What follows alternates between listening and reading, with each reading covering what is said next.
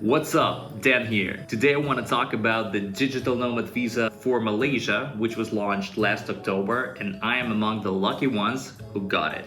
In this video, I'm going to talk about the eligibility, documents needed, how much it costs, and how long they process your visa. But to start off, I want to talk about Malaysia and why it would be a good choice for you to move if you're a digital nomad like me. So first of all, Malaysia has amazing weather. On average, it's around 32 degrees in the daytime and 25-26 in the nighttime. So it's perfectly fine in the daytime. It's not too hot. In the nighttime, you can actually cool off, which is pretty cool. The second point is rent.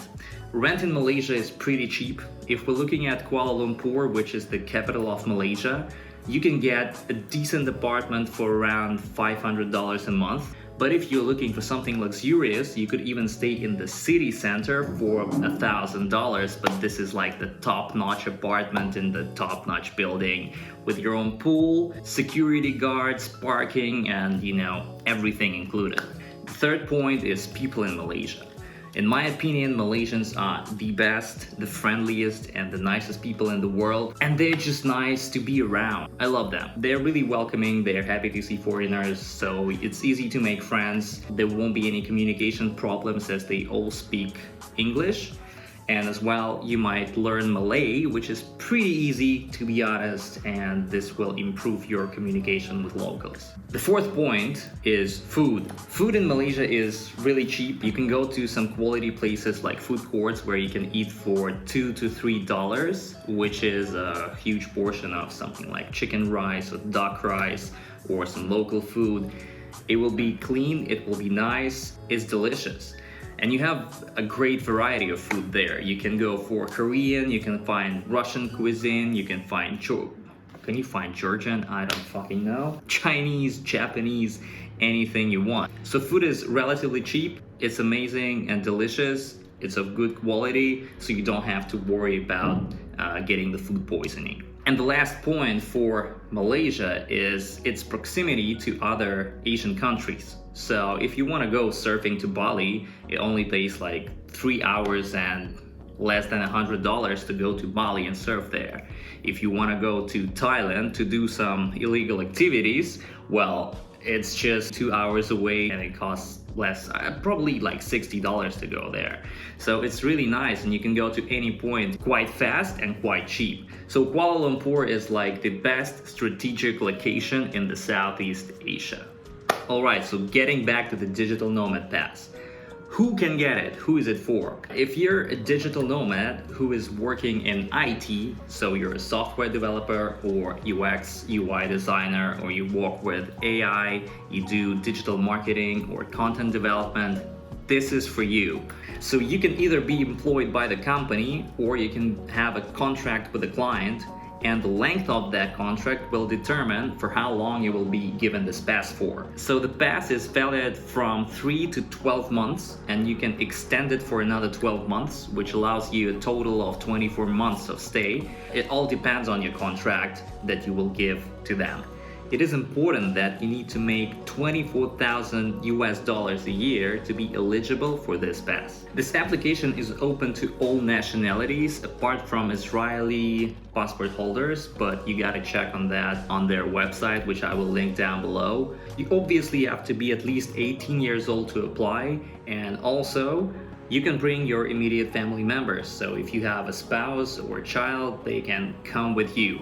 The only thing worth mentioning is that your spouse will not be able to work in Malaysia if she comes with you on a dependent pass.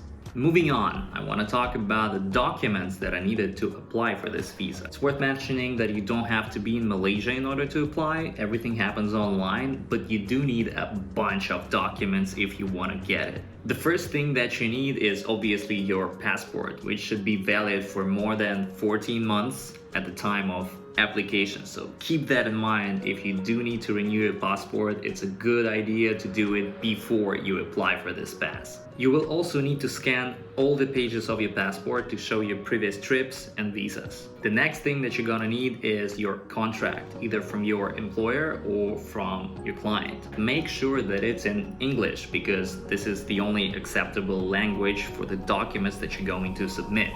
Along with the contract, you should provide your tax document. You should give them the bank statements showing that you do have the income to your bank account from whichever source that you mentioned before. You will also have to obtain a letter of goodwill from your country's authority to show that you're not a criminal and you're actually a good guy coming to Malaysia to have fun and contribute to the country's economy. As for me, they also requested the contact information of my employer so they could contact him and make sure that I indeed work in the company. Also, it's a good idea to get the medical insurance because they do ask for the document from your insurance company, and I think it does contribute to the success rate of your application. You'll also have to upload your latest CV, your highest education certificate, like your degree, and any awards that you got from anywhere else or certificates that you got online. And lastly, you'll obviously need a passport-sized photo that you will need to upload, so this will be applied together with your visa. And I think that's it for the documents. They might request you for more, so what they do is when you apply, if something is needed, they will return the application and you will get the email where it will be stated which kind of documents they need, and you will have to upload them to like the others section and resubmit your application again. This is fine. It doesn't mean that your application is rejected or anything like that.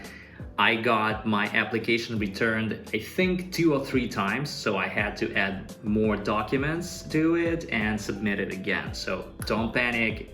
It's all just a part of the process. Alright, so now about the pricing. You gotta keep in mind that there is the application fee, which you're paying to the organization that does this Digital Nomad Pass, which is MDEC, Malaysian Digital Economy Corporation.